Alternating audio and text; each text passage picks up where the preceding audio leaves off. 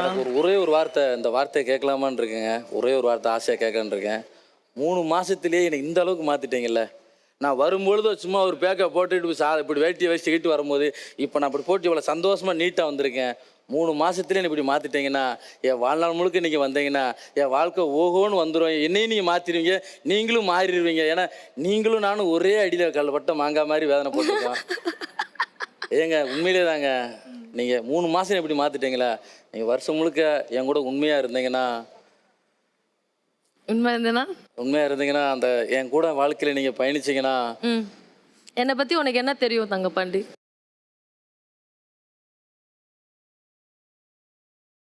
நீங்கள் சொல்லுங்கள், நான் செக் பண்ணிக்கிறேன். ஒரே ஒரு வார்த்தை, உங்களுக்கு மனசு பிடிச்சா, உங்கள் மனசுக்கு பிடிச்ச பையன் எப்படி இருக்கணும், அதை ஒரு 2 சொல்லுங்கள். ஒரு வேளை சப்போஸ் நான் அப்படி இல்லைன்னா நான் வெளியே இருக்கிறேன்.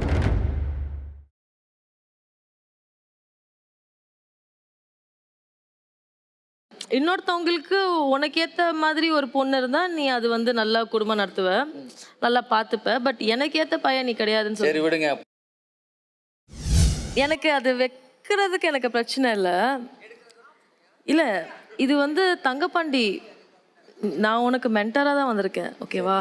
உனக்கு வந்து லைஃப்பில் லைஃப் லாங் உன் கூட நான் இருப்பேனா, இதுக்கப்புறம் இந்த ஷோ அப்புறம் உன் கூடயே நான் ட்ராவல் பண்ணுவேனாலாம் எனக்கு தெரியாது.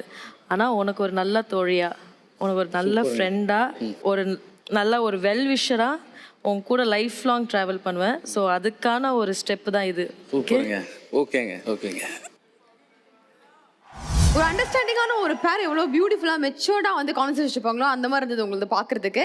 ஏன்னா அதுக்குள்ளே நிறுத்திட்டீங்களே அப்படின்னு ஒரு பயங்கர ஃபீலிங்காக இருந்தது டெஃபினெட்லி. ஸோ கண்டிப்பாக இதை பார்த்து ஜட்ஜஸ் என்ன ஃபீல் பண்ணியிருக்காங்க அப்படிங்கிறத நம்ம கேட்க போகிறோம். எல்லாரும் ஒரு பொண்ணை காதலிச்சா தாலி கட்டுறதுக்கு தான் லைவான். நான் தாலி கட்டுறதுக்கு அலையக்கூடிய காதலை பார்த்துருக்கேன். ஆனால் தன்னுடைய காதலிக்கா நான் தாஜ்மஹாலே கட்டுவங்கக்கூடிய அளவுக்கு ஒரு தாஜ்மஹாலே கொண்டாந்து எரெக்ட் பண்ணி தன்னுடைய காதலை ஒரு வெளிப்படுத்தக்கூடிய அந்த எண்ணம் இருக்குல்ல, அது வந்து ரொம்ப வித்தியாசமாக இருந்தது அப்ரோச். குமாப்பட்டி ஒரு புதிய பாதையில், ஒரு புதிய டைமென்ஷனில், ஒரு புதிய ரூட்டில் போயிட்டுருக்கீங்க. வாழ்த்துக்கள் சாந்தினி, ரொம்ப கலக்குறீங்க நீ. இந்த இதை பார்க்கும்போது ஒரு விதத்தில் நீ ஒரு கொடுத்து வச்ச பொண்ணுமா. Thank you sir. அண்ட் அடுத்த Aliya. Actually Kumappatti is like a good boy. நிஜமாவே நம்ம சும்மா கலாய்க்கிறோம், இந்த மாதிரிலாம் ஆக்ட் இந்த மாதிரிலாம் பண்ணுறான், எங்கே இப்பெல்லாம் பண்ணுறதெல்லாம் கலாய்க்கிறோம். பட் ஸ்டில் அதெல்லாம் வந்து ஒரு இதுதான். ஆனால் அவர் நிஜமாவே அவர் கூட பேசி பழகினா வந்து அந்த ஒரு ஜென்டில்மேன் இருக்குது, நல்ல இது இருக்குது, நல்ல நிறைய விஷயங்கள் ரொம்ப நன்மை நினைக்கிறார், நிறைய பேருக்கு நாட்டுக்கு நினைக்கிறார். இதெல்லாம் நினைக்கும் போது அவர் வந்து ஒரு ஸ்பெஷலான கேரக்டர். அவருக்கு ஒரு வைஃபாக வரவங்க கண்டிப்பாக கிஃப்டடாக இருப்பாங்க.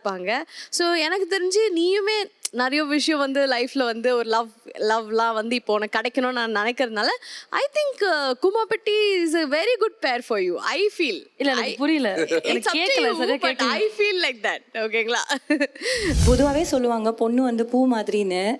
She is a healed heart. என்ன சொல்கிறது, உதிர்ந்து போய் மீண்டும் மலர்ந்துருக்காங்க. So you very special.